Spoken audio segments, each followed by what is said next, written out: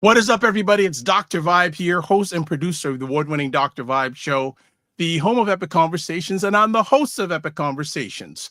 2018 Innovation Award winner, 2020 Best Podcast News Award winner given out by the Canadian Ethnic Media Association. I also co-host and co-produce the only online show in the world for dads, fathers, and male caregivers that is sponsored by Dove Men Plus Care. And being part of that movement, that our group has reached out directly and indirectly to over 400,000 dads, fathers, and male caregivers around the world. And as always, I like to say you're blessed, highly favored, a magnet for miracles, and a solution for someone's problem. We're broadcasting live on Saturday, August 30th, the last Saturday in August of 2025. And it has gotten noticeably cooler here in the Toronto area. Like a few weeks ago, I was saying it's way too hot to go outside. Well, this week I heard some people saying I had to turn on my furnace. Like we got down to like 50 degrees Fahrenheit last night.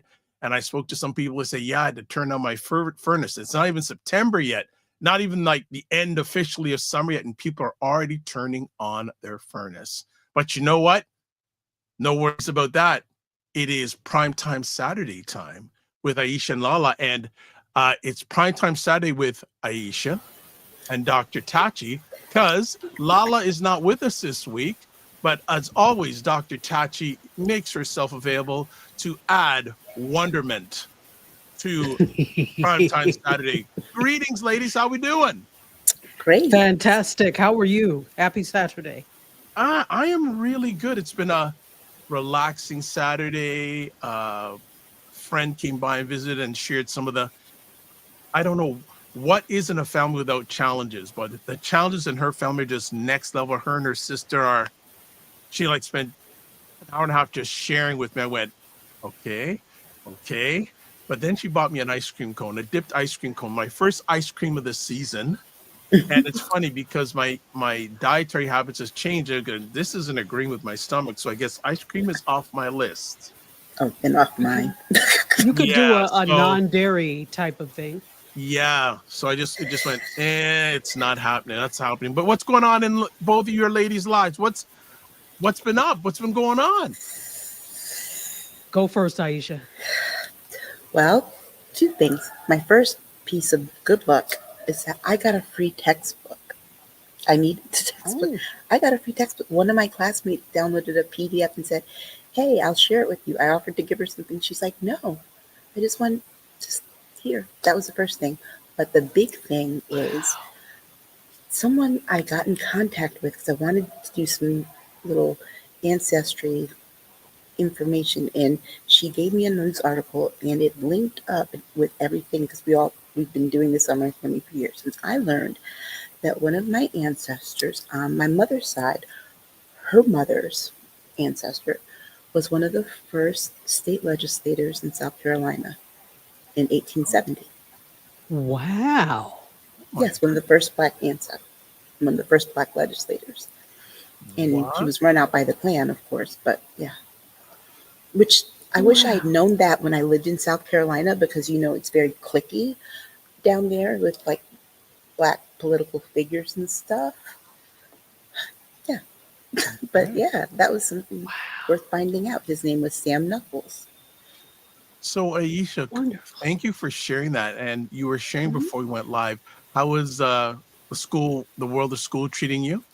I love it. I'm so happy. Wow. I got that 3 days ago. Nice. And what are you taking again in school? Master's into PhD in communications. Whoa. Oh, wow.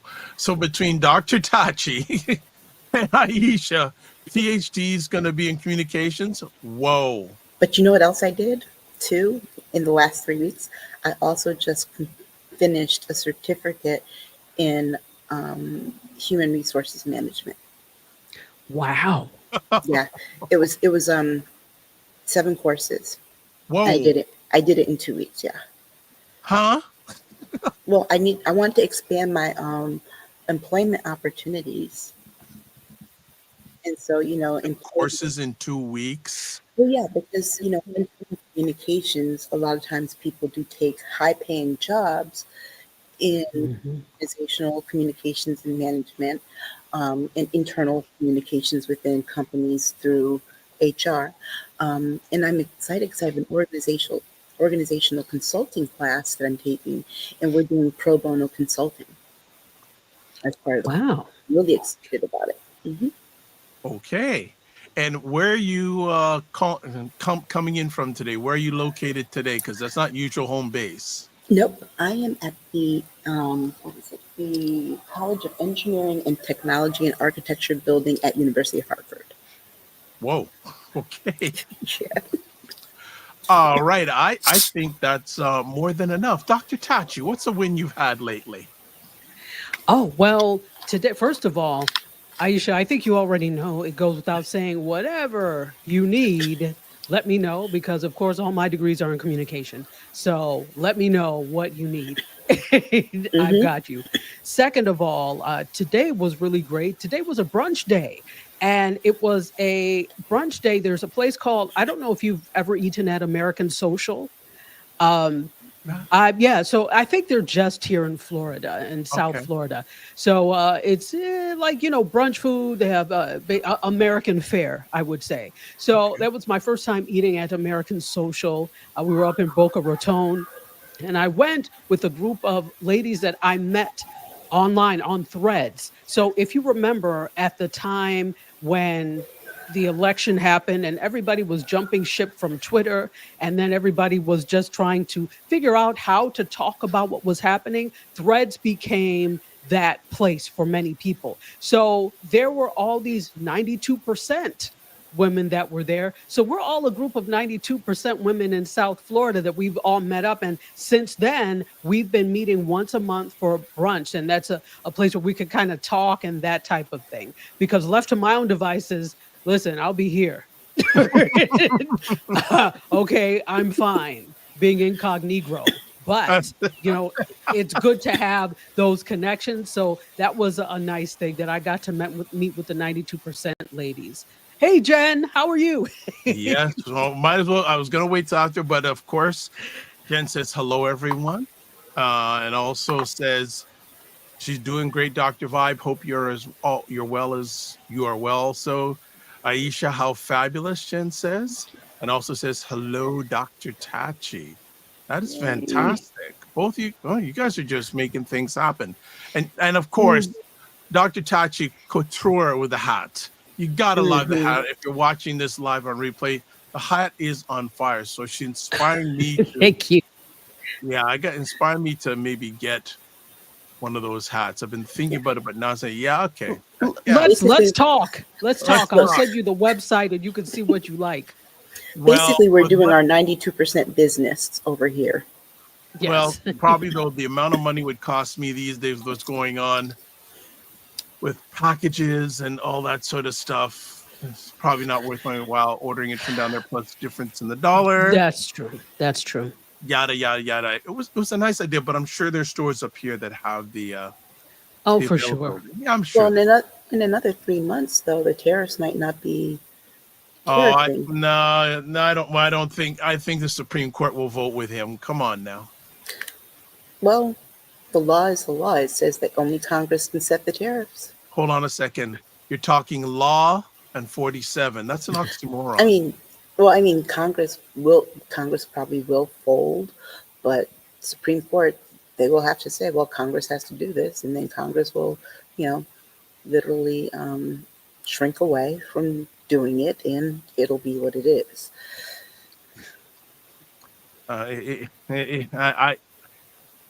I don't get involved too much. I don't think you're going to see a change on the tariffs thing. I just think that 47 will get his way in the end. Well, That's Republicans are fine. dropping out left and right. True. My thing is this. Fine. charge your tariffs, but I want everyone around the world to charge right back and more. It's Mm-hmm. about time. You have to put people in their place. Yeah. They've long since left knowing what their place is, and they've exceeded. They've always exceeded it, but now they've gone beyond. Put them back in their place. Charge tariffs, and I especially want African countries to do this Yeah. because honestly, the things that matter that come into this country don't come from any place else but Africa. Okay, Yeah. you could say electronics, etc., but what makes them run? The minerals and things that you would get from the continent. Right. So I hope they're taxed and tariffed to hell. Yeah. I mean, I'm kind of disappointed in Canada, to be honest. Yes, Mr. Carney, Yes. back down. Sir, Mr. Carney, if I can appeal to you as someone who lives in this country, Hold out. you cannot, yes, you cannot fold, you cannot stand down, you cannot. What did once upon a time George Bush say? We don't negotiate with terrorists. That's what you need to do. Yeah. That's what you need to do. Yeah. Because that's literally what he is. I mean, hold out as long as you can. Because you know who else I can promise you is going to hold out? Mexico. Yeah, And you how- notice in all and of you this, know how we you're know? hearing nothing from Mexico. You know how we know they're going to hold out? They made a joke. They painted their side of the fence all pretty bright colors. They're like, you big dummies, you painted black so the fence would be hot on the wrong side. Mm.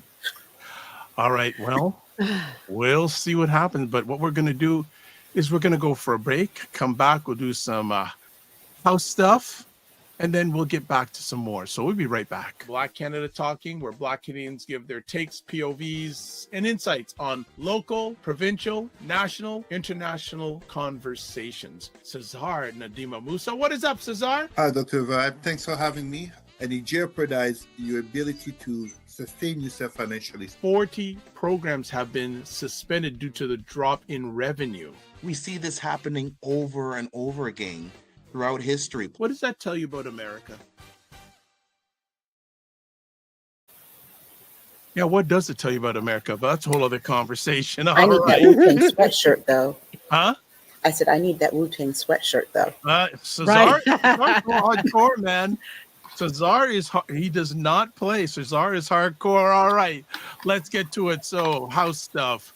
Girlfriends chat with Aisha LaLa and Jill Jones. Old address at Patreon. New address on Substack. Also, Primetime Saturday store. There is the link there. Also, join the Discord group. Link is there, or you can email me at dr@vibeshow.com. Always subscribe to the Dr. Vibe Show on YouTube and hit the notification button. Also follow me on Facebook, LinkedIn, Instagram, TikTok, Blue Sky, and Substack. And if you want to advertise your business, product, or service on any of the platforms that I show my shiny head on, yes, it is shaved every day. You can email me at dr.vibe@thedrvibeshow.com. And cannot go without saying IndieSoup Media. What's IndieSoup Media, Dr. Tachi? IndieSoup Media is an independent network for independent content creators that I am the founder of, and you can find some wonderful programming on there, like many of Dr. Vibe shows, and soon we'll have Aisha, I trust. So, All right. And how many subscribers Working on right it. now? we're still hovering almost at 27.8. We're nearly there. So, All right. Well, Dr. Tachi, yeah, we do this. That's what I was actually doing in the podcast studio today, was working out a test, and I locked myself Ooh. out. All right. And before we get started, if you have a take or want to join the conversation on your phone, tablet, laptop, desktop, put in your favorite browser, callme.ro.com, or if you have a smartphone, swipe the QR code. It will take you to a website. In the website, put in FSPL8L, because there's a code that's going to come up there, but you can just type in that code, put in your name, and hit the green button, join the call, and you will be able to join the conversation in real time. All right, let's get to our first conversation piece. The Centers for Disease Control and Prevention Director Susan Monarez is fired and other agency leaders resign. What go on with that? Well, I can tell you the stupidest thing I heard this morning was RFK Jr. saying we cannot trust the experts. So you're saying you're not an expert. Thank you. Right. Because see, he's barely an attorney. He's not a doctor, he's not a scientist, and he's barely an attorney. The Centers for Disease Control determine whether the research is valid. They test the research. They put it through tests. There are standards. These are people who are experts in their field. These are scientists, right? These are people who, if one research study says something, they go for the consensus across the board. They make sure that things are peer reviewed and that people are vetted. They make sure that the research is vetted before they make recommendations. And then the recommendations across, not just within the CDC, but across the profession, right, of science and medicine is solid. Look, them saying that measles, mumps, and rubella vaccines, oh, everybody should, it's not just coming out of nowhere. This is based on 50 years of science, okay? And to fire her, what was funny to me was that, and this tells you how just utterly stupid everyone in this administration is. Caroline Leavitt had the nerve to say, well, Susan Monarez, she wasn't even confirmed. Yes, she was. Like 2 months ago. Confirmed over almost unanimously by people on the right. They said that she was qualified to do the job, but the reason that she was fired is because she told them there are two things she was not going to do. She was not going to lie, and she was not going to give into the politics of this. She was always going to vet the science. And when she was asked to do something that she said she was not going to do, that was her red line. And here's the other thing. They fired her by social media, but hadn't fired her. And this is the problem with this administration. Do you know there's a new strain of COVID that is an outbreak in California? They have decided that they would not make the vaccine available. The same people who are like, oh, it's my body, my choice when it comes to COVID. We don't want any mandate, have basically made it so that no one can get it. Well, that is a mandate. You don't want a vaccine mandate, but you mandated that people cannot get it. Leave the choice up to people. If they want to get it, they can get it. If they don't, they shouldn't. But to say that only children and people over 65, if the people over 65 have certain medical conditions, can get it. Like, for example, I know my youngest sister can get it because she has a transplanted kidney. So I know she can get it. She's a health risk. I know I can get it because I have anemia, but anybody else who's not in that, everybody else in my family doesn't qualify. And this super strain of COVID, it's sad because he can't even take credit for the vaccine that was formed under his presidency. It's like you have to fight the invention under you. That's really sick. And I don't understand what RFK Jr. has against vaccines. Maybe if he took one, that worm wouldn't have entered his brain. But it wasn't the worm, it was the smack in his veins. Well, told him.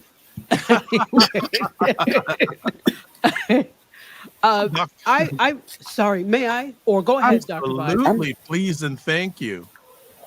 So 100%, Aisha. First of all, I think we need to rename the CDC. It is no longer the Centers for Disease Control. It is the Centers for Disease Cultivation, because that's exactly what they're Mm. doing with the mandates or lack of mandates that are coming down.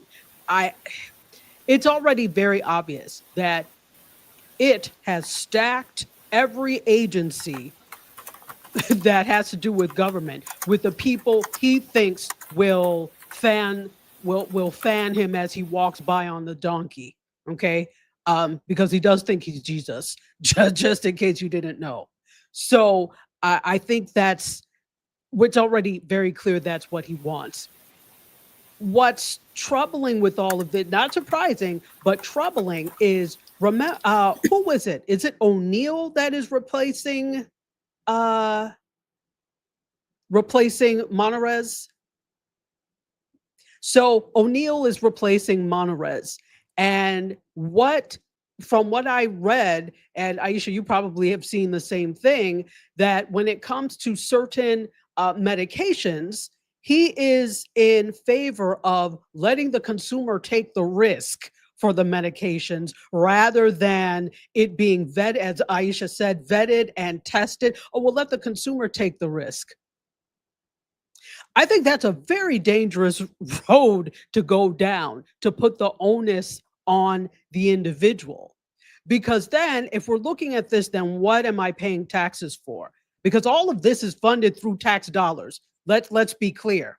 So you're now, not only are you doing a piss poor job, but you're refusing to do any job at all. In that case, by letting the consumer assume any risk. But no, we pay you to do the testing so that we are safe with these types of things. So it's, yes, more morally, you're supposed to make sure that you're not just your constituents, but you are supposed to make sure that the people of your country thrive and are safe. That's the only way you have a thriving country.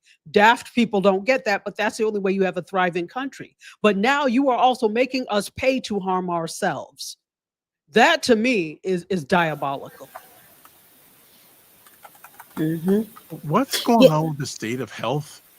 Like, this is really, from where I'm looking at it, going, what's going on? Like, don't trust the experts? Well, here's the thing with what Dr. Tachi just said. If the onus is on the individual, then patients can't sue the pharmaceutical companies. And you have to remember where these people are getting their money from. Their donors are big pharma and the insurance companies.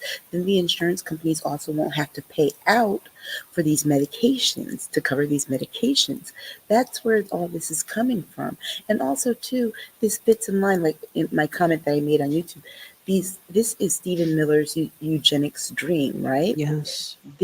Remember, 1.1 million people died from COVID. Think about how many people will die if measles, mumps, rubella, polio all come back. Like at our age, we're at risk for shingles. Because we didn't get varicella vaccines. We just got chickenpox. So we're immune to chickenpox, but the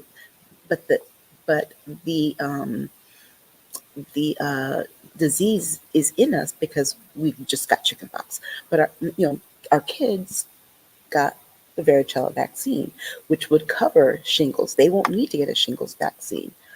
But they're doing this because they can. They're doing this because it's very clear that the CDC is now not there to function to serve and protect the people.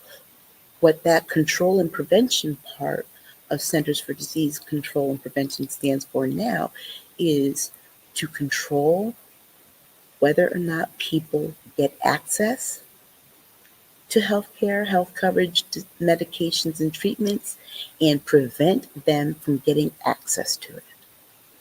Period. Absolutely, because this is bigger than just trying to make money off of individuals by charging exorbitant rates for your medicines and drugs and having it okayed because you lobbied. This is bigger than this. This is also an administration that really takes joy in human suffering. They enjoy seeing people. And that is the difference between now and what had happened before. So even though GOP has always been deplorable, there was at least a moral line where we don't enjoy seeing people suffer. I may think I may deserve something more than you, but I don't enjoy seeing people suffer. This current strain, and they are a strain because they are a disease, this current strain of administration enjoys human suffering. Yeah. And you know what's so funny to me is that chick that went to jail for basically for fraud, saying that Yes. you could get the one stick thing in the blood. I promise you, when she gets out of jail, if she put it this way, she's not going to even serve all her time. She's going to end up with a pardon, and then you know what? She's going to end up working at the CDC. Why not? Why not? RFK does. Oh, and the other thing, talking about the COVID vaccine and this new strain, it is, and this is the thing, I'm always diligent with masking, but I'm like about to be double diligent with this now because this new strain is actually being termed the razor blade COVID. Yeah. And that's because of the effect that it has on your throat, where it feels like you are basically swallowing razors or broken glass. And what they were saying is that it could be that this was a symptom before. There's two things. It could be that it evolved, the way that the strain has evolved is attacking something different. The everything in your throat goes into overdrive, and that's what's causing it. But then they also said it could be that this was also part of other COVID strains and infections, but because the other symptoms were so severe, you didn't notice that this was a thing. So one of two things or both could be true about this. So it's not a joke. Yeah, well, my best friend was telling me today that, a former teacher at her school had gotten COVID so bad the first time that, and she's in her 50s, she's young, and that now the effects of it is that she has to get a medication Ouch. that her insurance might not cover, or or a lung transplant. And basically her life expectancy is 3 to 5 years. My God. How does this affect the insurance company business? Go ahead. That's a whole other onion to unpeel, to peel, because the insurance companies, well, on one hand, they are going to on one hand, it is a loss for them, right? Because they make money when people get sick.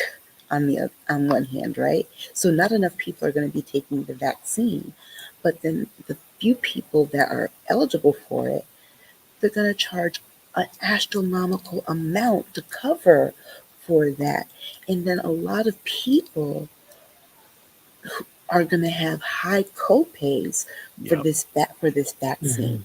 So the burden is going to be on the people again, because the pharmaceutical company is going to price it at this. The insurance company is going to be like, oh, we're going to have to take a lot of this because people just aren't going to be able to take it. Fewer people are going to be able to take it. If everybody could take it, like when it was a mandate, you could get the COVID vaccine basically for free because the federal government was subsidizing it, and insurance companies, where more people were taking it, it was a lot cheaper. But now, I mean, it's going to be a hot mess.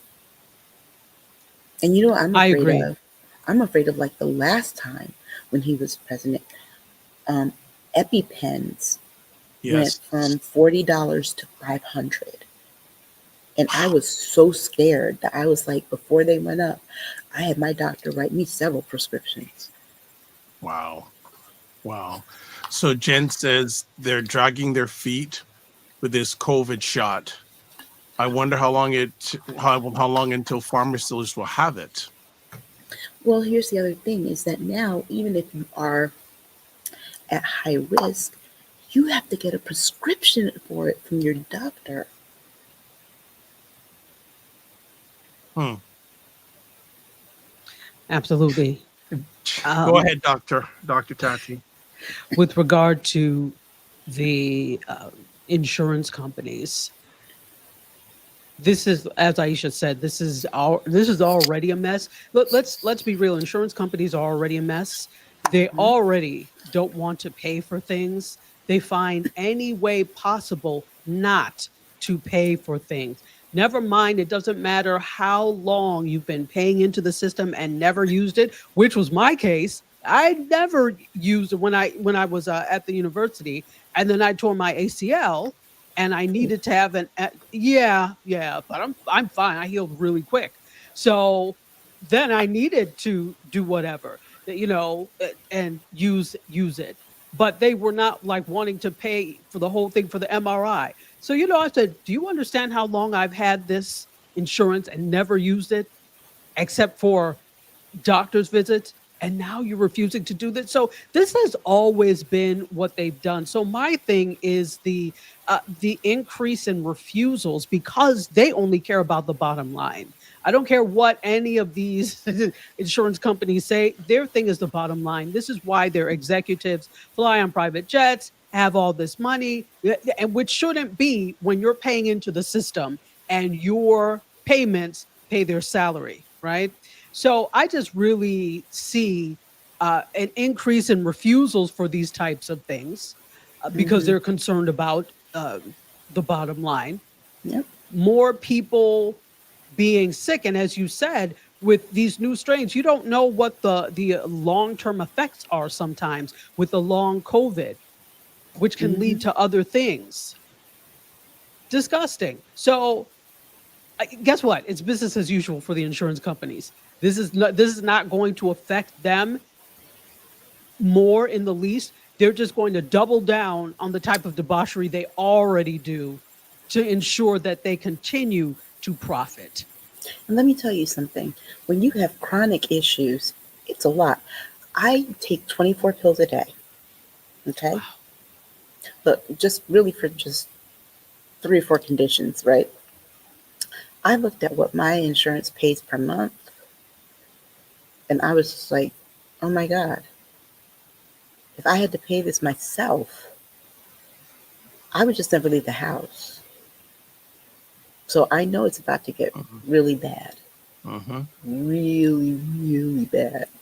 And look, I'm lucky that some of my medications do double duty. Like my migraine medication is also a Caesar med. And that's one reason why my doctor gave it to me. And may I also Hmm. add, let's look at this is related. Let's look at what's happening with the stupid farmers that voted for him and now they're having problems. Hmm. We know medicine is food, right? Or food is Hmm. medicine. Yep. And eating properly, not that serves or solves COVID. I'm not saying that. But Hmm. in terms of some of these other conditions that do have to do with nutrition, do have to do with getting the proper nutrient, that's all in jeopardy now. You've thrown out the people who pick the fruits, the vegetables, and things. You've made it difficult and impossible for farmers, whether they're small or large, to thrive. That leads to a population that is increasingly reliant on packaged food. And that's not going to be available either because, my best friend was telling me today she drove past a cornfield, right? The corn was all rotting. Remember, a lot of American packaged food is made with corn syrup Corn. Mhm. and corn. Yeah, they don't have it. So Mhm. that too. So Corn's used to feed unless cattle, you exactly. But again, I chickens. can see them making deals with some unsavory characters that would provide such food. Hmm. So that all is directly related to health and insurance companies and what they will pay for. It's Right. all related. And then, Right. unfortunately, it's all by design. You don't want to have conspiracy theorist thoughts, but these things Mhm. are not conspiracy. They are now reality. Right.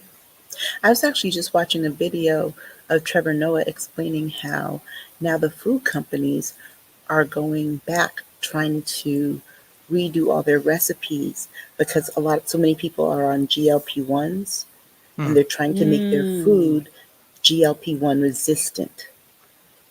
I, So they're trying to I make people fat and sick on purpose.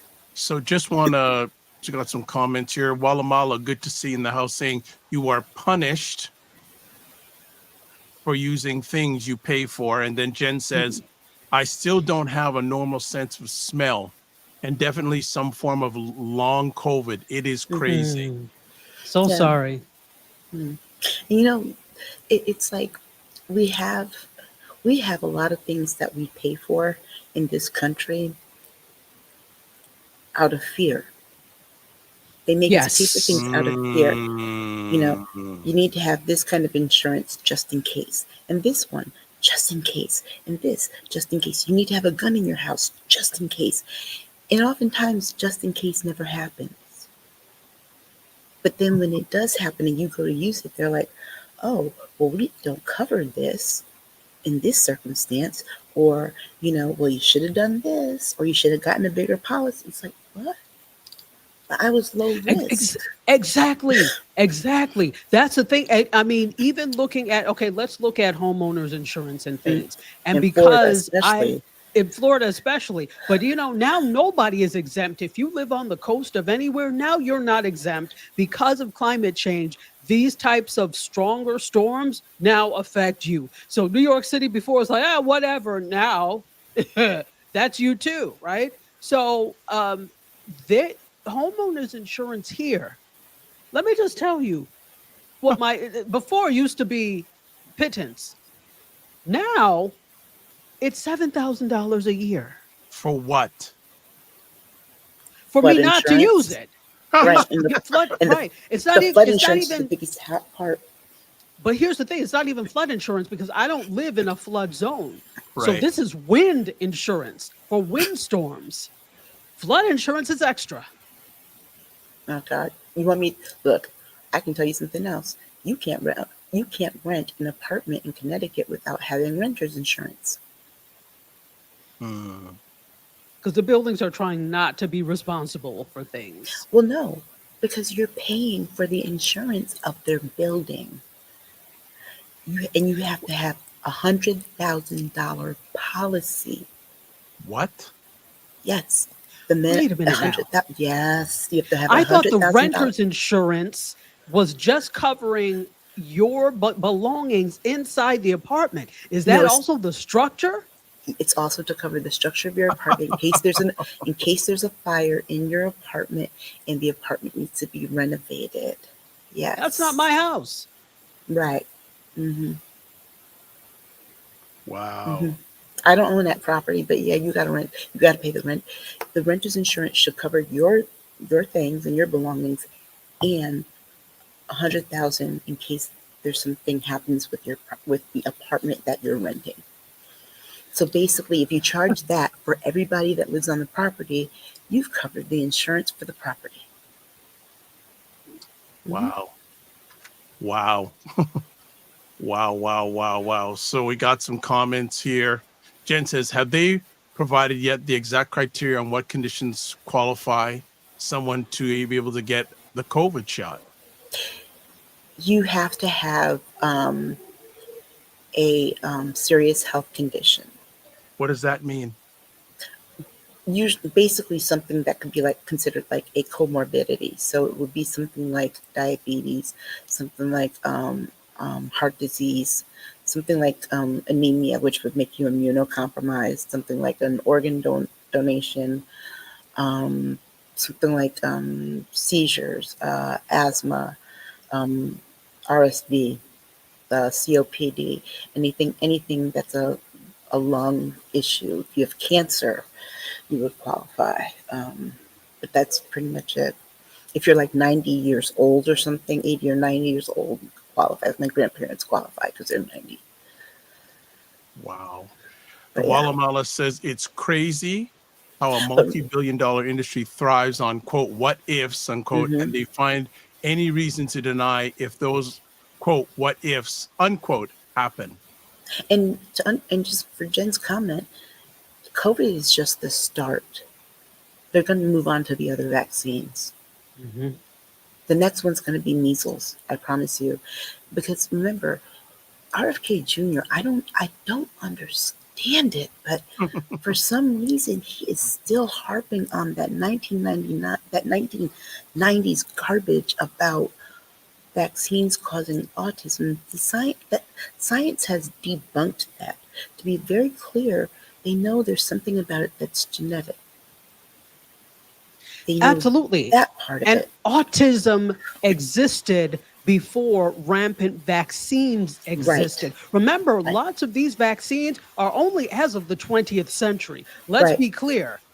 We just didn't have So a name for autism, but we we didn't have had a name kids. for it. Right, we couldn't name it, but we did have kids who knew it. They were just thrown into special ed classes, and no one diagnosed them beyond being Exactly. quote unquote slow or just they are different, right? Or But he retarded, as they right used to a say. catch-all, right? But Right. here's the thing: the reason that these people, and it was mostly Jen Jones's people, who latched onto the vaccine caused the autism thing was because they could not handle being told, you got bad genes.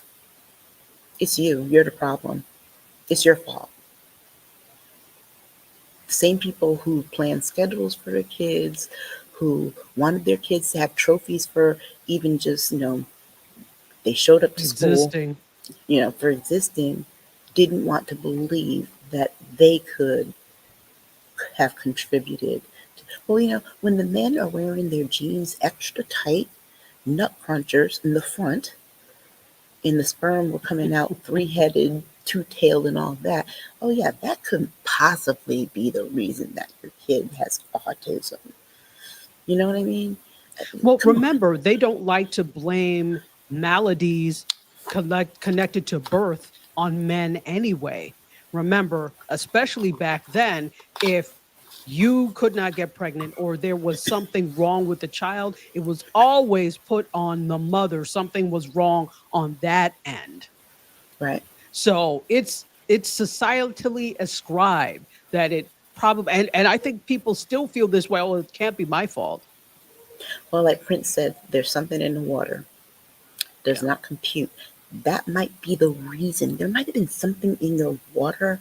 I mean, there's a whole array of things, but again, people are just fundamentally stupid. You know what? It's kind of like this meme I saw yesterday that this guy decided he was going to post big and loud on the on Beyonce's internet. And you know what he said? Y'all are stupid.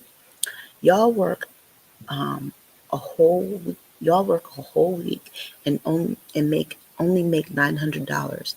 I make $900 in 7 days. See, we're not the same. No, I don't want to do OnlyFans. But what kills no, but think about it. You make $900 in a week. I make $900 in 7 days. We're not the same. Oh wait, he said I make $900 in seven No, he days, and said you make $900 in a week. I make $900 in only 7 days. We're not the same. we're not the same. No, we're not the same. No, because If you I don't know know. that 7 days equals a week. And if I make $900 in a week, it's probably just a 5 day work week, which means I make more because you don't do Exactly. math and you can't count.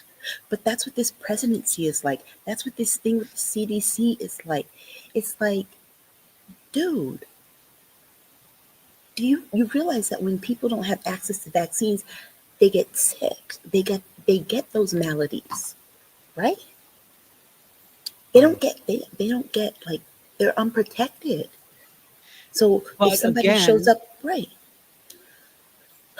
again, this administration enjoys seeing people suffer. There are people that are sociopaths that really either don't care at all or enjoy seeing people suffer.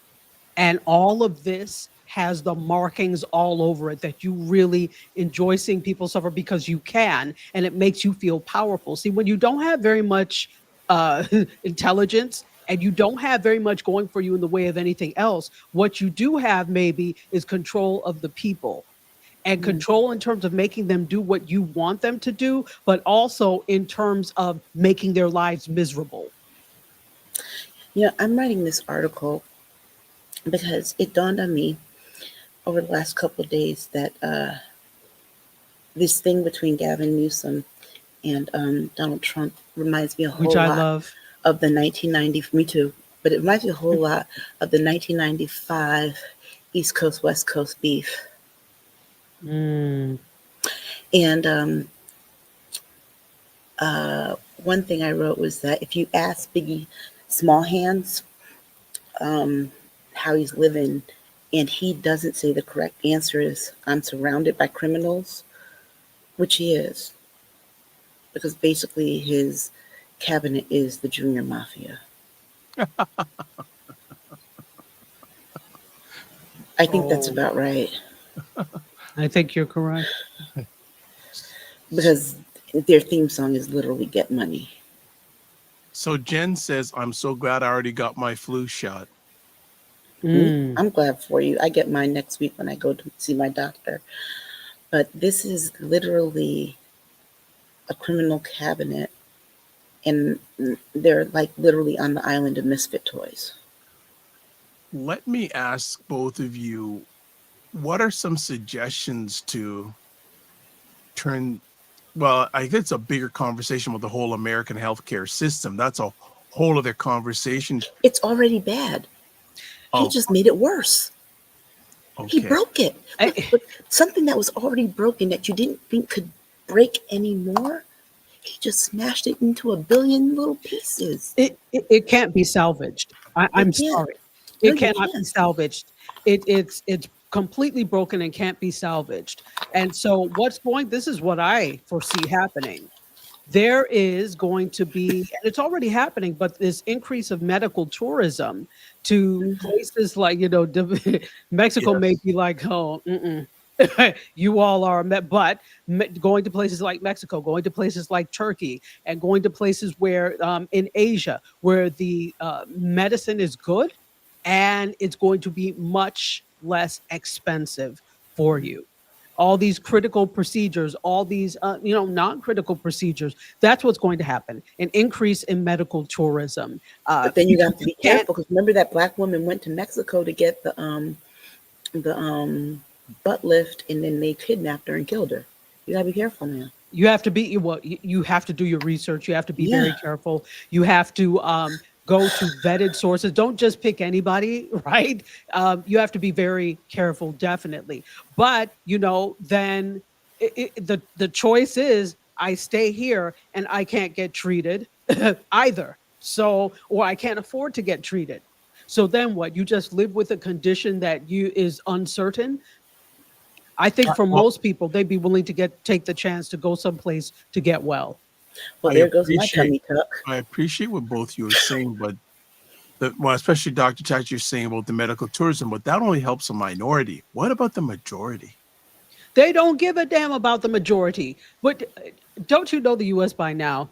But guess what? The majority doesn't care, because as long as black and brown people don't get it, they don't give a fuck. And remember, this is also an individualistic country. Western countries are by and large very individualistic, where the success of the individual is prized above the success of the group.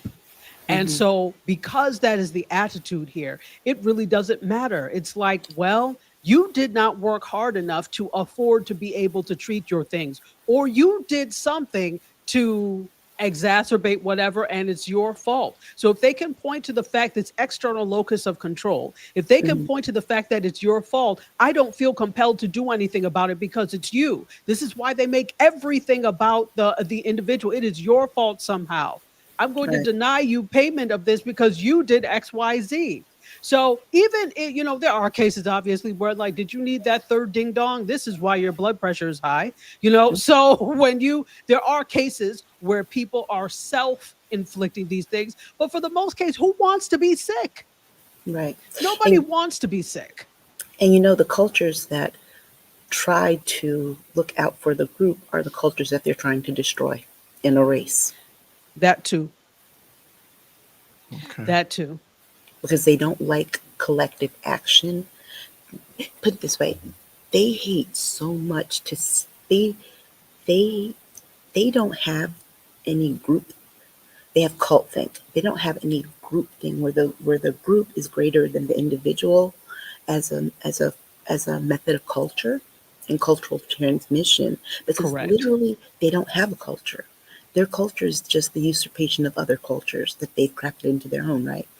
But when there are cultures that have cohesive cultures that are the same across the board, then it's kind of like, yeah, we don't like you having those things, so we're going to just try and separate you from this and to be more like us. Because think about it. As Black people, we have a culture that transcends us, just not just being in America. Black Canadians share a cultural lineage with African Americans. We share a cultural lineage with Black people in the Caribbean and in Africa. There are certain things, that threads that came across the continent and throughout, where the diaspora, we're all at. They don't have that, and that makes them mad. That the Latinos have that with regard to their language. They don't have that, and that makes them mad. That's why, because when you hear them say, "Why would you get so angry? Somebody speaking their native tongue." They don't have that, and that makes them mad. And so here we are with this thing with the CDC, and it's again, like Dr. Tachi said, a locus of control. We can control the masses this way. Period. And that's what it's about. Yeah, I see you shaking your head. It's very sad. It's very sad because the thing is, we've seen this before. Mhm. This is not new, but it's never been as diabolical and dire as Right. it is now. And you just shake your head. It's like you really have nothing else to do but to inflict suffering on people. You purposely want people to suffer, and I Hmm. know really they want Black people to suffer, brown people to Right. suffer, people of the global South, quote unquote, to suffer. But on passant, on passage there, everybody suffers. And this is what people who don't have critical thinking skills don't see. So, really, as long as you, 1%, billionaires, people making lots of money, don't suffer, it is okay. Yeah. Like, do you remember why Ronald Reagan let the AIDS epidemic in the 80s just not do anything? Because Why it was why he didn't do affecting anything? because it was affecting initially affecting a certain population of people that they wanted to be rid of anyway. And Mm. so, because the story was, oh, it only affects this group, we don't really have to do anything about it. We'll just wait till it kills everybody off, not knowing that anybody could catch this. And then it got out of control. And I remember I was in elementary school, and we were learning about this. And I remember my teacher saying, had they just really quarantined the individuals, we would have been able to have a handle on this. Now, I don't know how true it was, but it makes sense that if they had done this, they would have been able to Right. get a handle on it, but they didn't want a handle on it. No, they didn't. And then what happened in the 90s with that particular epidemic? Who exactly was getting sick the fastest? Black women. And again, they did nothing in our communities to stop it. So they did that with this. They're just taking their lessons from the past. What are they going to do with all these ailments? They're going to withhold vaccines because they think that they can get rid of the populations they don't like. And you know what I don't see enough of? The so-called United Nations, the so-called global court or world court. I don't see these people doing anything. Mm-mm. This is planned genocide, Yeah, and you all are doing nothing about it. yeah. That's why I look at them and I'm like, you all are completely useless. You see what's Mhm. happening and you refuse to do anything. But I do remember one thing from 2020. The one thing that that man did in 2020 that I think he's probably going to do now. Remember, back then he didn't have. Well, he had it in the Rose Garden, but they got rid of the Rose Garden now and filled it up with tables and a white slab or something. He held a super spreader event. Remember, he had that little event in the White House, and everybody that left there got COVID. That's Yes. that's where he got COVID. Oh, you know he's going to have another one. He almost died the first time that he had COVID. Herman Cain died. Hmm. He's going to have another super spreader event. I promise you that. Because if there's one thing that man likes, it's having a rally or having a fundraiser where everybody's paying attention to him, and somebody with COVID will show up Without a mask. without a Mm. mask Mm. and without being tested, and will shake his hand.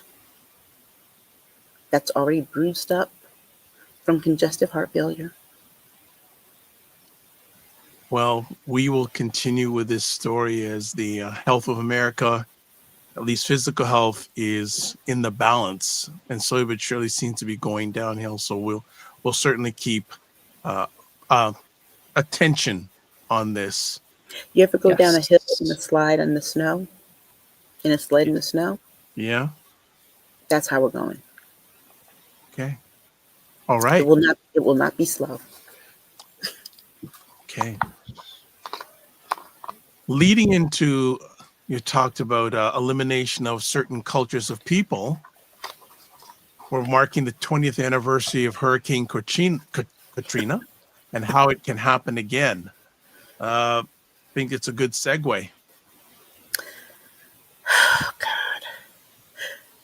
When you're called refugees in your own country, that's like the ultimate in dehumanization. The way that they talked about people. Um, I just I went to Mississippi like right after, and part of Hurricane Katrina touched this part of Mississippi I was at, and that was bad. I could only imagine what New Orleans looked like. But I do remember watching live on TV,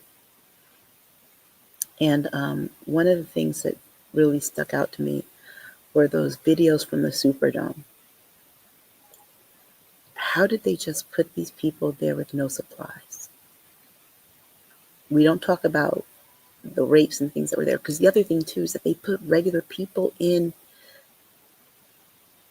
with people who were literal sex offenders and criminals. They didn't have they had no supplies for people with babies who needed diapers and formula. They had no food. They literally were referring to people as animals. These are people who lost everything they had and had no place to go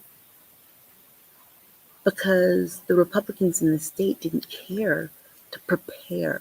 They knew it was coming. They knew it was coming. They helped the white people get out. And then there is one thing that really bothers me too. The thing that bothers me the most. I watched one of these documentaries, and there was a black man, a little, who was yelling there was a sniper. And so rescue people then didn't want to go help these people. These people were in the Superdome with dead bodies that were decomposing. There were bodies floating in the streets as reporters were in boats it was just, I don't know how anyone can get over that trauma. I just don't. It's I can't believe it's 20 years already, because that Mm-mm. happened actually when I had just moved to Florida, and we got Katrina first. Mm. So Katrina hit us, but it hit us as a category 1. Once it passed over Florida, that's when it strengthened in the Gulf and turned into that Cat 4 storm that hit. So that same storm, it's crazy because it like, I really didn't think it was going to be as serious because it hit us and it was a category 1. Okay, one may be a low, barely a 2. Okay, it didn't do anything really. And then it just got so strong. Part of the thing is that when you always hear people say, okay, leave, you have to get out. Well, go Mm-hmm. where? When you're talking to people that are working class and below working class, lower class, they don't have choices as where to go. They may not even have a car to get out, to drive out there. There were some people, I have two friends that are and colleagues that went to Howard with me that were professors at Xavier at the time. And according to them, you know, there were always like warnings and things, but sometimes these didn't really happen or it wasn't that big of a deal. So they didn't know, but they said, you know what? No, this time let's go. We're going to go to Texas. We're going to go to Houston. They lost everything. Luckily for them, Texas Southern University says, well, we'll hire you. Come on, stay here. But that's not everybody's case. They were very lucky. What happens when you lose everything? What do you do? Where do you live now? And so when you're telling people to get out, number one, you have to have some place. If you're telling them to Place evacuate, to go. where are they evacuating to? You have to have a plan to evacuate them. This also points to the health of your city and your state and the per capita income of your city and your state. You really see how poor and broke people are when it's time, when there's an emergency and they can't get out. That's a failure on you. That is a city, county, and state failure. Secondly, let's look at the fact why this even happened at all. Yes, it was a strong storm, but remember, New Orleans is below sea level. Have you seen Lake Pontchartrain and that joke of a levee that they have? They made it. You might as well have gone to Lowe's or to Ace Hardware and bought bags of potting soil and made it. That's what their levee is. It's not. I'm like, it never fails to amaze me how you cannot look at a city that is equivalent to yours that has managed to stave off major floods. Amsterdam, they're below sea level. Have you seen their levees? They don't play. All it takes is one time for them, and they're like, no, we have to make sure that this is safe. But you all keep playing around because you think, and that's the thing. There's a lack of respect for nature, and somehow they think they are bigger than God, and we don't have to do this. We will. Well, look at your levees now. So the damage was done because the levees were breached, causing the flooding. That was the big problem. Mm-hmm. And the land sits below sea level. That's the other thing that people don't realize is that the land in New Orleans sits below sea level. Those levees and the levees are such that they're supposed to keep any kind of rise in water. And because the water was like going to go over the pressure from that is what made it come in and flood. That's why the houses were underwater, because if you've ever been to New Orleans, you can see how below the water you really are. Yeah, Is go ahead. is this, in parallel to what both you ladies were saying with our first story, is this another example of the lack of, I'm just putting it, care, attention for people who are black and brown in America? Mhm. Oh, of course. Absolutely. Of course. Absolutely. Because if you look at who was affected the most, that's a huge indication. And definitely culture or ethnicity here also overcrosses with money, right? Yeah. You can't really separate the two because even though it's not always the case, generally communities of color tend to have less money than other communities. That Yeah. factors into whether or not they're able to do things for themselves. You already know the state is not and the city are not interested in necessarily doing anything for you. Hmm. So then what? Now what? Hmm. And here's the thing, Ray Nagin at the time was the Yeah. mayor of New Orleans. And it was just almost a business as usual type of thing. Because honestly, although it didn't start with him, those same levies have been in place forever. That he is going to get blamed for that Hmm. because of the lack of emergency, and he was blamed for the lack of emergency response. Honestly, what should have happened is we're below sea level. Hurricanes come here. We need to find a way to strengthen these levees so that we don't have this. And then when Right. you're talking about, so if you've been to New Orleans, I don't know if you've been to New Orleans, Dr. Vibe, but you can't bury people in New Orleans because they're No, below sea level. So what that's right. happens is if you do that, everything floats to the top. So they have to do mausoleums, right? And So those were floating. and those were floating. Hmm. So imagine the amount of disease Hmm. that was present there because of that. And then all the bodies decomposing in the water along the street. They said the smell was reminiscent of Jonestown after all those people were dead. 'Cause you gotta remember, at that time, it was this time, around this time in 2005. Look, I went to Mississippi a few days later, and it was 115. So it was hot in New Orleans. And then there's all this worse, the mosquitoes were all over the place. The And flies were that's all where over you the get place. mosquito And borne that's where you get disease. diseases. Yep. And you know what else, too? I keep thinking about how um, the people also must have felt because just 4 years prior to that,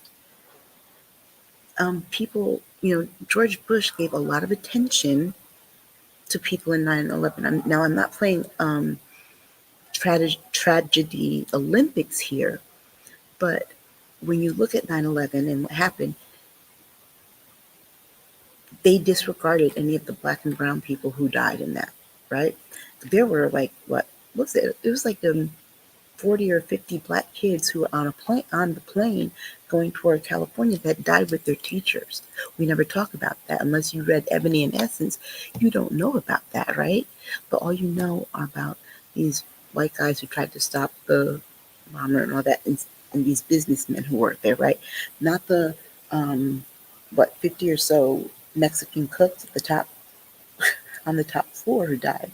So because the faces of 9/11 were white, you see them getting immediate help from the government, right? But here with Katrina, because the faces of Katrina were black, and now black people weren't just the only ones in New Orleans who were suffering, right? But the faces that they used to dehumanize Katrina victims were black. And so I just wrote the comment, but imagine if FEMA had come through when they knew it was going to be a category 4 and gave everyone who couldn't afford to get out just $1,000. Say, here's some money. We know it's not a lot, but it's what we can do to get everybody get out. Imagine if they had done that. And then if you don't go, that's on you. Right. But It was provide buses, provide. right. Get a bus ticket for you and your family, get a hotel room for whatever. And a lot of those people didn't get their houses back. Instead, what did they do? The city took them over and sold them so they could be gentrified. But guess who got thousands and millions of dollars from FEMA to rebuild? Restaurants and businesses that don't belong to the black people in New Orleans who make up the majority of the city's population. How unfair is that? Conditions were so bad at the Superdome, they tore it down. Let's not forget that bit of history. And the only sane person at the time saying this is the most unhinged person today. That's Kanye West. Kanye West. And I mean, it should tell you something when I don't think he got it yet. When George Bush says the worst day of his life in his the worst day of his life in his presidency was Kanye West saying that George Bush does not care about black people. That was his worst day. Not September 11th, not Hurricane. What Kanye said was his worst day. Not any of the wars that no. What Kanye said hurt his feelings the most. Well, maybe because it was true. What lessons, if any, and go potentially has America learned 20 years after Hurricane Katrina? None, because here's the thing. We know that it can and it will happen again because Kristi Noem wants to get rid of FEMA. Remember, Department of Homeland Security, which she is over, would take care of this. And I promise you, if some kind of hurricane comes through and black and brown people are affected, she will not do anything. As a matter of fact, we know this because Governor Wes Moore asked for money to help from the flooding, and the Trump team told him no. They pulled back the funding. First, he lied and said he gave Wes Moore millions and millions of dollars to rebuild the bridge. No, he didn't. That was Joe Biden. But then he turned around and took back the money Joe Biden gave him to fix the bridge, right?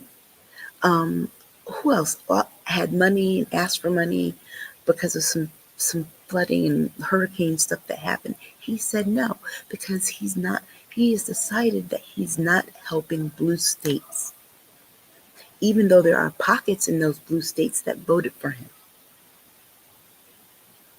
So yeah, And those pockets, mm-hmm. it can happen again. And to your question, has the U.S. learned anything? No, because the other thing that's been done is the slow dismantling of the National Weather Service. Right.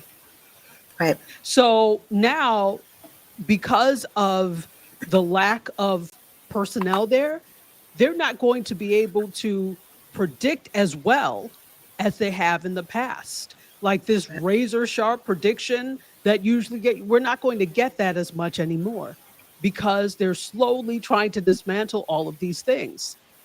And Trump's motto is, we don't want people who know things in positions of leadership. He wants people who will take his orders, because for some reason, this man who never read a book seems to think that he knows everything and he knows nothing. It's so bad that a news reporter caught a picture of the little poster board with the pictures and cutouts that Tulsi Gabbard had to give him as in lieu of a presidential briefing, because he doesn't read.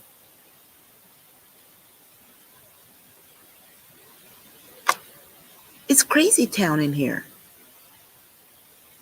Doesn't read or can't read. I think all Both. of that is well, Both. which makes sense because he's now making up for any insecurities about his lack of intelligence. So then go ahead. He has so much in common with R. Kelly. Interesting. Yeah, because remember, R. Kelly can't read either. That's true. And he has the nerve to call himself the Pied Piper of R&B. You know, the Pied Piper used music to take kids away from their parents before he Exactly. Exactly. And Trump pretty much does the same thing. Whoa. Interesting analogy. Mm-hmm. Yeah, I've been thinking about that one because I got another article I'm working on called MAGA is having its R. Kelly moment. Interesting. Wow. Yeah, they are. Okay. We had ours. Look, we've been had ours. Before we move on to our next conversation piece, then will we just say Katrina's just another event in history of America showing lack of Yeah. respect for Black and brown people? Yeah. What happened 20 years ago in New Orleans is no different than what happened in Tulsa, right? They this was just nature, but the negligence, the dehumanization, the humiliation was man-made.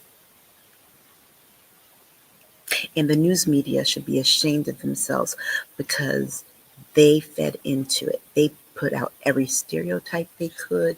They did all of that in the name of getting ratings. Yeah, and that's the thing. And this is why I'm really of the belief, and both you and I are journalists. Hmm. I really believe in the strength and the power of journalism and getting the story and showing the human side of things. But I don't trust mainstream media. They have shown they are not trustworthy. They cannot be trusted. They've always been beholden to advertising. Let's be clear there. They've always very much been beholden to advertising. But now add that and the fervor for money together with an administration that pressures them to report things a certain way. I don't trust you. So you can say any number of things. I won't trust you today. I won't trust you tomorrow. And so this is really the time now that we need to be looking to independent sources Hmm. that are good independent sources to get our news from, because it's not them. It is Right. not mainstream commercial media. And sometimes mainstream media, you're going to have to risk it all just for the sake of that. I know you don't want to be kicked out the room, but me, myself, I wouldn't care. I would be asking the question, I'm sorry, sir, which Black women are that said that they think you're doing a good job, and please come to Chicago. We voted for Kamala, but we really love you. Please tell me some names. What did they look like? Were they the figment of your imagination? Because the 92% of Black women did not vote for you, and I'm guessing that the same amount are not calling you. Also, too, can you please tell me, how do you bring drug prices down to 1,400%? That would mean that they were not only free, but that the pharmaceutical companies are handing out checks. I take 24 pills a day, so I want my checks. Somebody just needs to say it instead of just sitting there and letting him talk and talk and talk without saying, no. Um, no, you did not do that.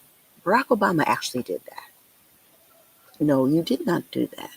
Lyndon B. Johnson actually did that. And while we're at it, why are you undoing everything that Lyndon B. Johnson did? Why do you hate him so much? I mean, He doesn't mainstream know media, that he's doing that. right? He doesn't know Right, who to be just. right. Mainstream media needs to just, when he says something crazy and stupid, ask him why. Say it They're back to too him. afraid. Exactly. And that's the They're problem too I have. afraid. And like you said, they're not just too afraid, but when you start to look at the backgrounds of some of these people in mainstream media, you realize that they get their positions mostly because they're Nepo babies.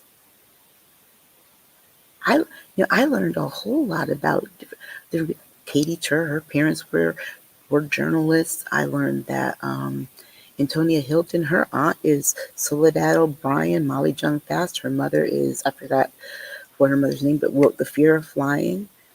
I mean, Mara Gay, her father is a $1 million advertising exec. I'm like, oh, well, that would make sense why, when I thought I could actually get a job in mainstream media, why I kept getting overlooked. I don't have a connection in the media business.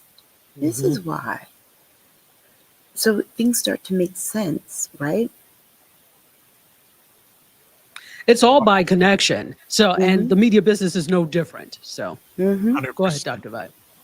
No Mm-hmm. problem. As we move on to our next conversation piece, 47 planned takeover of cities. I also want to remind, if you are watching live and you'd like to add to the conversation on whatever digital device you have, you can put in your favorite browser, callme.rome.com, road.com, or if you have a smartphone, swipe. When you get to that page, you put in your name, put in the code. Let me take the code. And you put in the code FSPL8L. Ignore the code that's already there. Just put FSPL8L and you can join our conversation. So let's do that. Let's talk about the planned takeover of cities. Oh, sorry. I live in one of those blue states that he wants to take over. If you're going to send the National Guard to Connecticut, right? First of all, crime is down in our three largest cities that used to be like in the top 4 of cities, 125,000 or more with the worst violence stats. Like especially in the 90s, like my hometown was like always coming in at 1 or 3, between 1 and 3, right? Crime is way down. But Connecticut's like the 3rd smallest state in the union. If you're going to try and do the same kind of takeover you do in Chicago or Detroit or LA, you're basically covering the whole state. I mean, you could literally fit my whole state in the city of Los Angeles. So that would be dumb. But what I did read was that my state is a giver state. So is California, so is Massachusetts, Maryland, Michigan. And what I've read is that the giver states are talking about doing a soft secession, because secession is illegal, but a soft secession would be them telling the federal government, you know what, the tax dollars that we collect from our residents, we're not giving it to you. Fix your own problems. We're keeping our money. And might even pool their money together, which means the rest of the economy would fall apart. Absolutely. Red states would fall apart because they are taker states. There would not be enough money for them to fund anything. They don't have an economic base to do it by themselves. It is the blue states, particularly the northern states and those western states that are blue states, that fund everything. You don't have the economy to do that. And you certainly, because you are interested in keeping people daft and dumb, you certainly don't have the intelligence to do it. So I hope it happens. I do too. We have really high property taxes, like property taxes, like for example, for your car, we got to pay property taxes in January and June. Like my car's property taxes are $1,000 a year. Yeah. Yeah. Imagine what you could do with that. Your state could do with those things if they also did not have to remit federal taxes. Yep. Fix your own problems. We have a state income tax.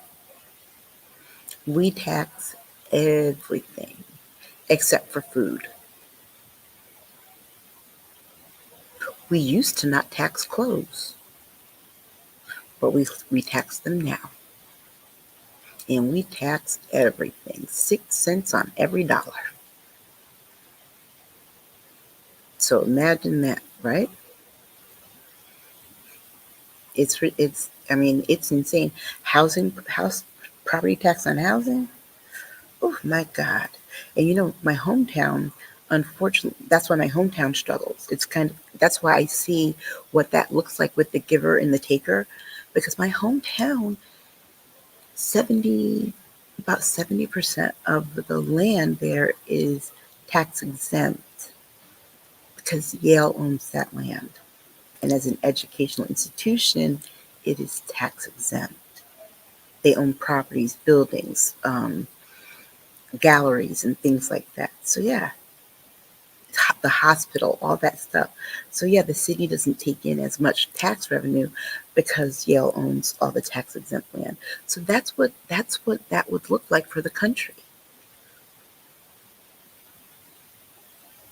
The blue states having 70% of the wealth, and the red states having to make do with what they have. He's really invoking a soft civil war. Yes, he is. Let's be honest with this. Mhm. That's actually what this is. Mhm. When you intentionally go after blue states because they are, in your opinion, anti you, and you make life difficult for you, it's not just the state. You are, again, this he doesn't care, but you are hurting the people of the state, Mhm. even the small, stupid pockets who voted for you. Right. And see, here's the thing about a soft civil war. When you're doing it and you don't have the money from the states that do support you to fight it, you're going to lose. Because see, the thing he's thinking is that he's going to keep taking our money and using it to hurt us. We're going to be like, nah, you're not getting this. Too bad. Sue us. Because that's exactly what's happening. I mean, and if you think about it as an individual, it's like, wow. And you really expect black and brown people to keep paying you taxes to be persecuted. Right. Okay. Mm-hmm. Who is going to do that? Mm-hmm. And here's the other thing I anticipate. We have had, as Black people, we've had about 3 or 4 great migrations. I see another one coming.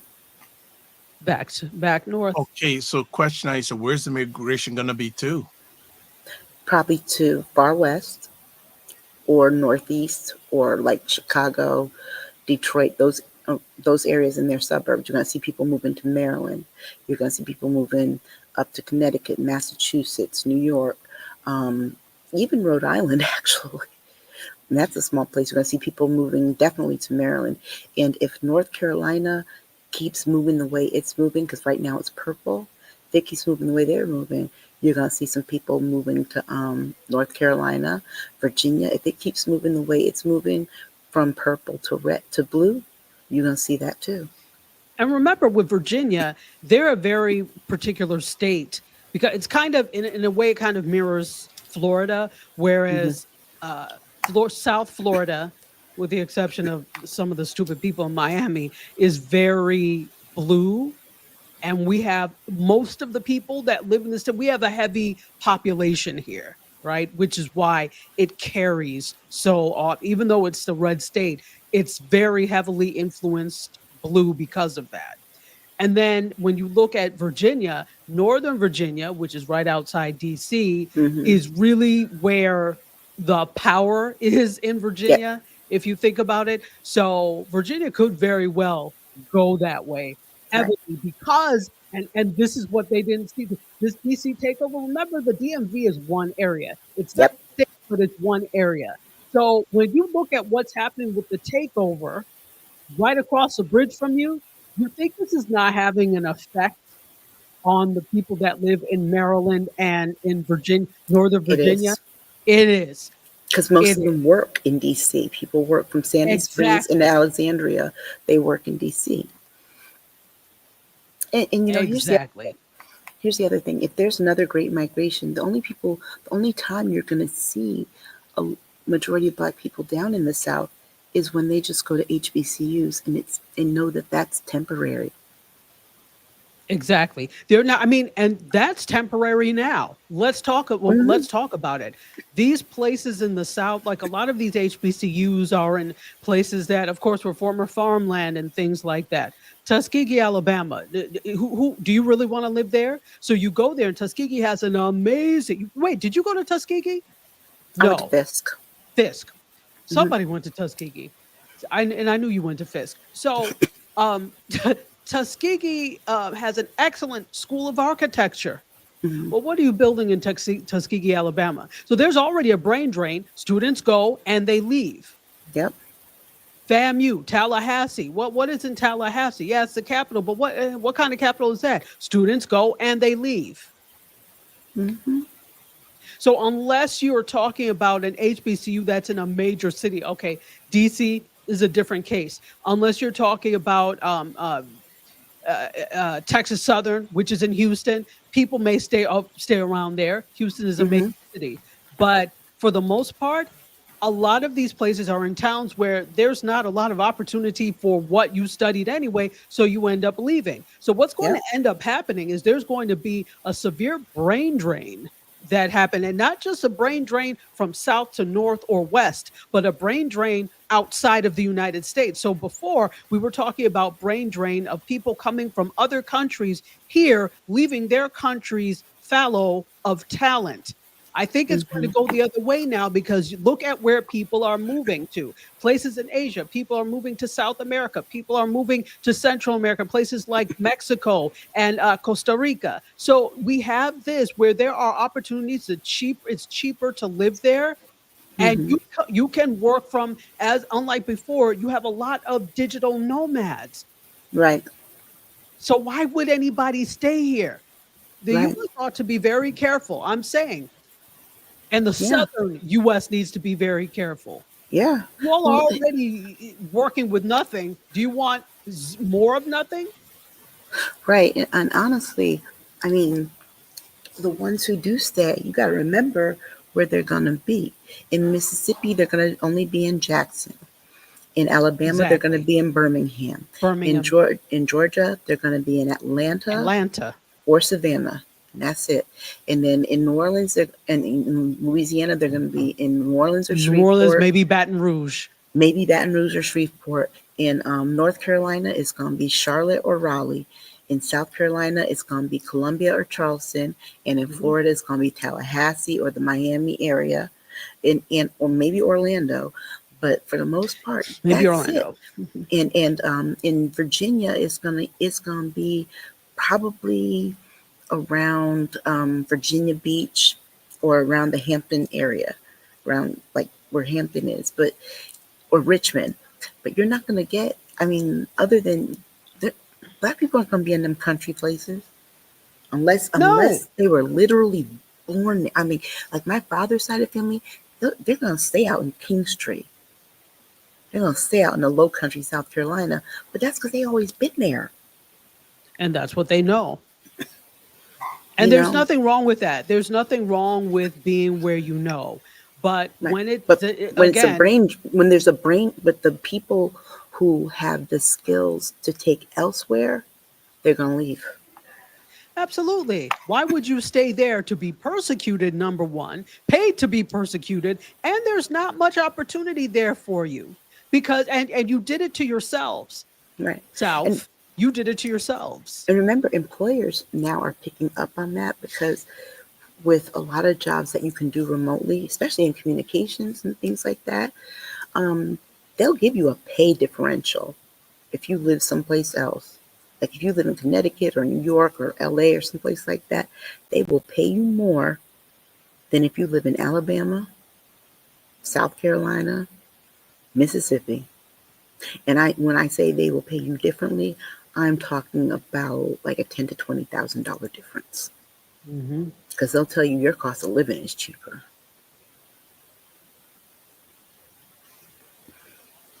So he So can the, get the look. takeovers will have repercussions in more than just a micro change. There'll be Well, macro changes. well, because Correct. because he doesn't think. See, the thing is that this man doesn't have the knowledge or the critical thinking skills to think ahead and to conceptualize how this could turn out and backfire on him. All he can see is red for revenge and what he wants to happen. And what's going to also bite them in the butt is these red states are joining him in letting their National Guard go into these states. And Exactly. if they hadn't been doing that, that was the thing that sent these other governors saying, yo, we're going to have to do a soft civil war here. We're going to have to do a soft secession here because your state has a lot of nerve being higher in crime. My state's not even on the list. And you're sending your National Guard into my state? Oh, no, no, no. I'm not giving you money to do that. Again, these red states that are takers, I hope you have another way to fund the programs you don't have, because you're not getting it from us. Right. Yep. Because to be perfectly honest, if they hadn't stuck their nose, this was an A and B conversation. If they hadn't stuck their nose in it, these red states wouldn't be like, oh no, I'm not giving my state's money to the federal government so they can dish it out to you so you can fund your National Guard to occupy my state. Mm-mm. Exactly. All Exactly. right. Our last conversation piece, and here's a story that I heard about high level. I didn't get the full understanding of it, but Dr. Tachi is going to bring it to us, and I know Aisha has some things to add on, but Cracker Barrel's new logo comes to an end.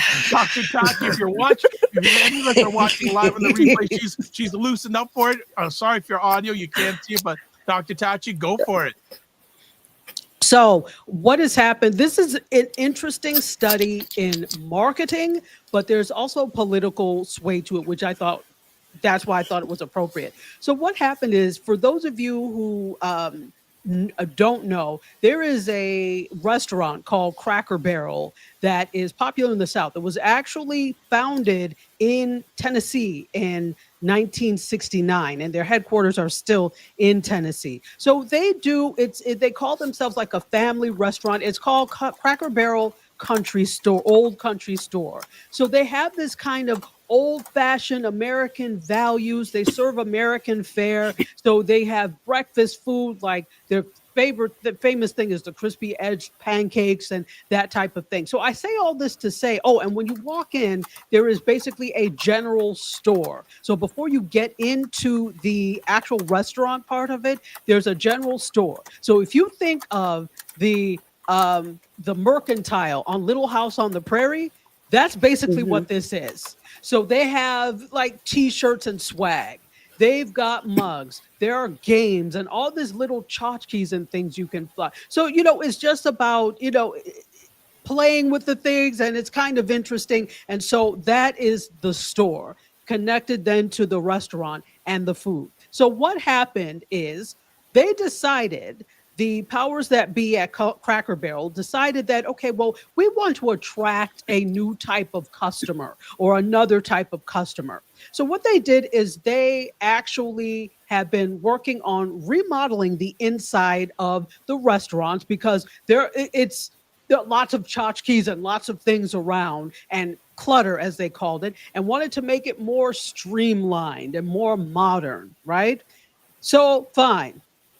But the biggest faux pas was that they changed the logo. So they changed the logo. I don't know if you have the logos, Dr. Vibe. I'll see if I can pull it up. Okay, if you want, I think I have that because I talked If you about have it, them. go for it. Yeah. So let me pull this up. Give me 1 second. Well, I as you're doing am that, going Aisha to. says that Tennessee is the home of the Klan. She also says that you Yes. can make crispy edge pancake by using cast iron skillet. Yes. Aisha says, mind you, it wasn't even their original logo. No. Exactly. All right. Right. Do you see this? Logo in 77. Okay, actually, I can pull it up. I can pull it up. Okay. I can pull it up. So I'll do it. And just if you're watching this, you'll be able to see it. If not, no problem. But just tell me if I have the right stuff here. Yes, that's it. Okay, great. Absolutely. So if you look at the logo on the left, that is the original logo. They changed it to the logo on the right, apparently because it was going to be a little bit cleaner. It looked more modern. But if you ask me, it's ugly. And not only is it ugly, it upset all of these patrons. Now, you have to understand who the patron of Cracker Barrel is. It's not me. I don't eat there. It's not my type of food. But people, the thing is, it's familiar, comfort food, and it's inexpensive. That's what draws people there. So what they did is, you can see they removed the barrel and the man, whose name is Uncle Herschel. So they took it off in the second, the one on the right. Well, the internet was livid that how dare you fire Uncle Herschel? They were livid. And so the big thing was that with this is not only it's not that you remove this, because there were people that were upset that they removed it, because look where we're living now, and look what's happening. You're messing with something that they know, and for them, familiarity, the only thing they may have is the familiarity of Cracker Barrel, and you're missing with that. To me, it's asinine, but I can see how they think, and so that's what they thought.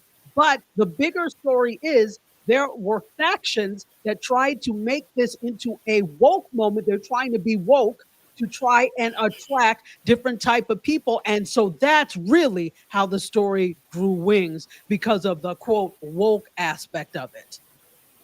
Because then they tried to compare it to the removal of Aunt Jemima, the removal of Uncle Ben, the removal of the cream of wheat guy, and then the removal of the Land O'Lakes butter Native American woman.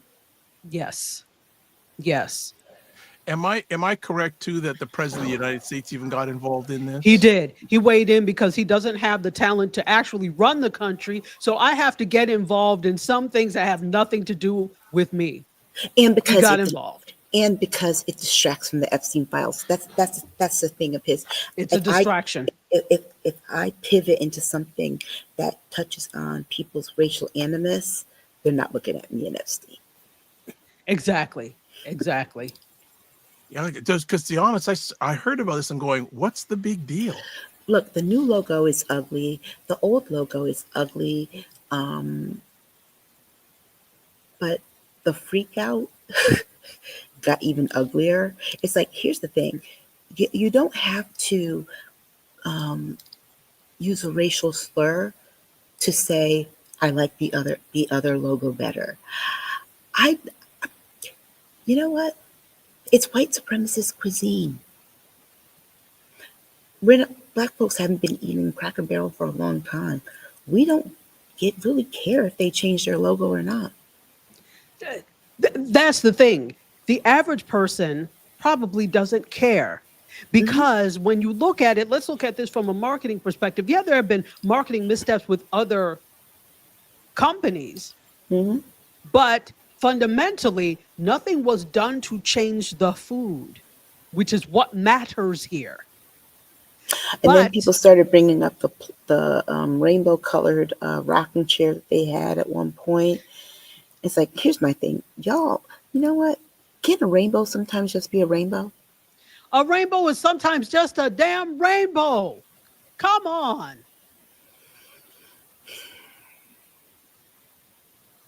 So this whole thing, which really should not be a big deal. You're absolutely right. This really should be a non-issue, but it's an issue because factions have now politicized it, which, as Aisha said, was a way to distract from the Epstein files.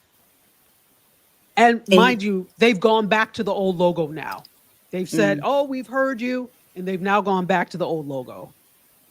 Because their stock crashed by like $100 million in one day. It did. The stock. Where, on what earth, on what planet does stock crash because, we changed the logo? But it's not just about the logo. This has really become politicized. It was the politicized, that's not a word, but I'm going to make it one, politicization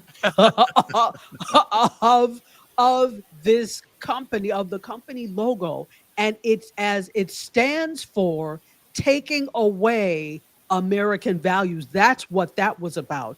They made that stand for another company who's falling under a woke agenda and eroding American values. Dude, it's pancakes. But people who go along with that will see it as an erosion of American values.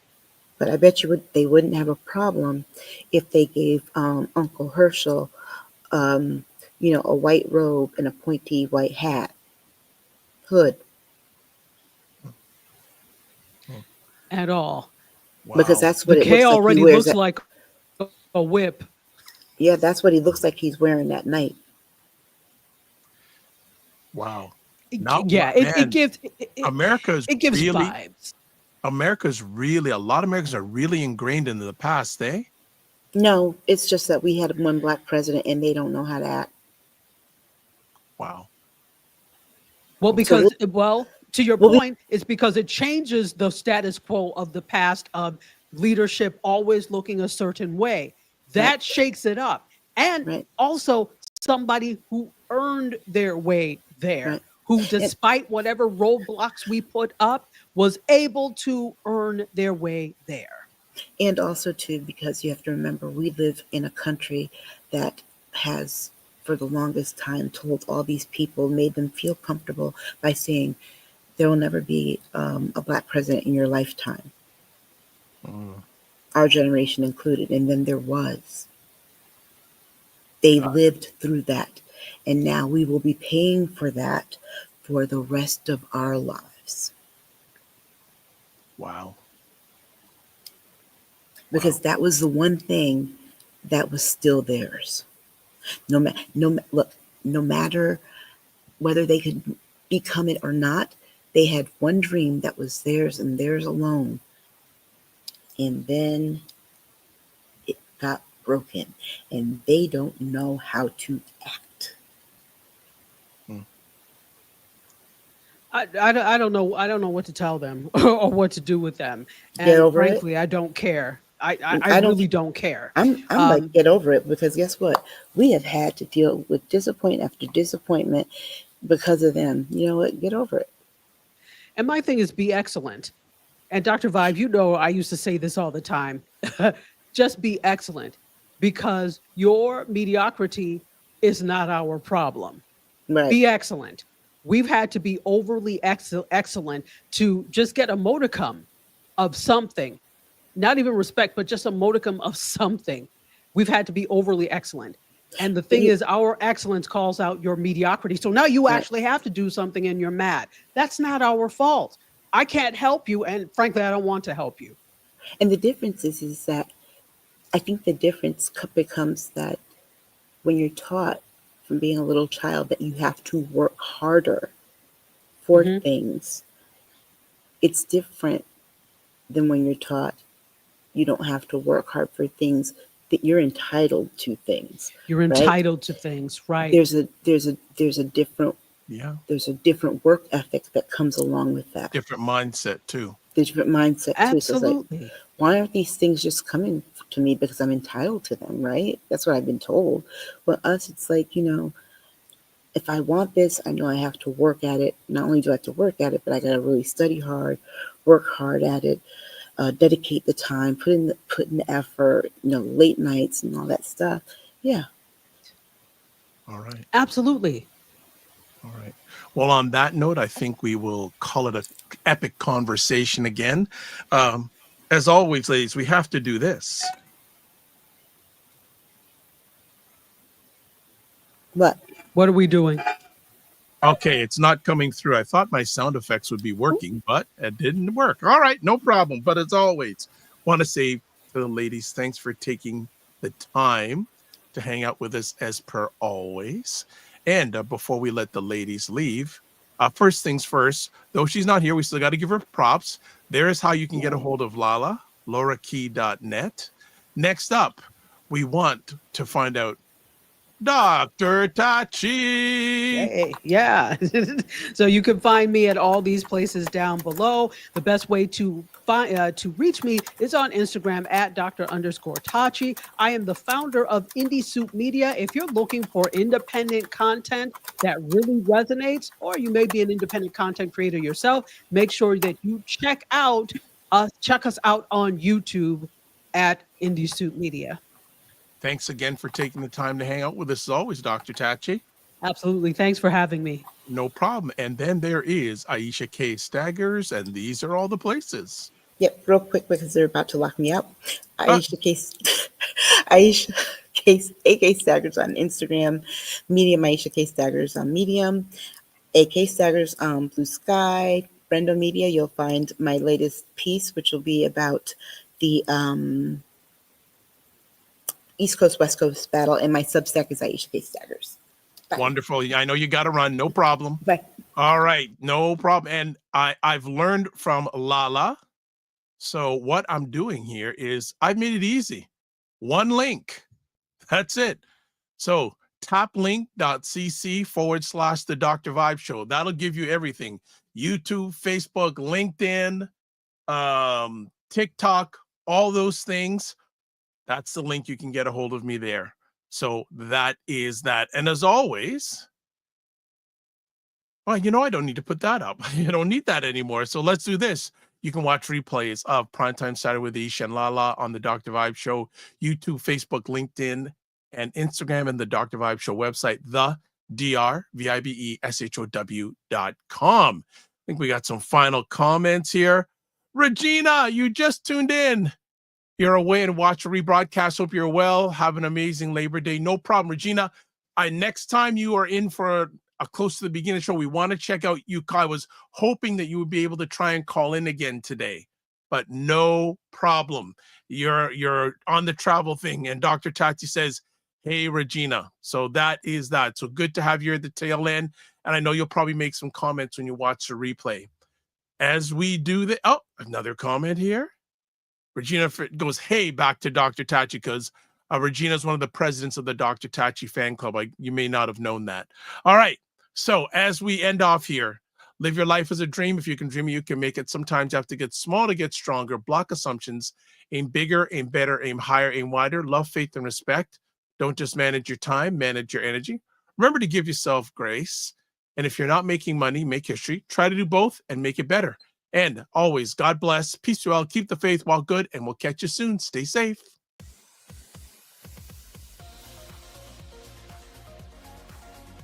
To understand how afraid I am of any member of the rodent family that's down to squirrels and chipmunks. Okay? I cannot stand all members of the rodent family. Rabbits, bunnies, no. What else is going on that day? I mean, is there something we're supposed to be doing? Why are you going there? Why are you going there?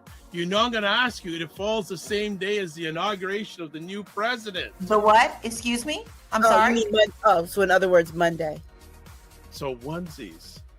Now, folks, don't ever think you're going to see us all on a show with onesies on. Don't do that. You might see me. You might see me. You'll see me and LaLa, because we oftentimes wear ours.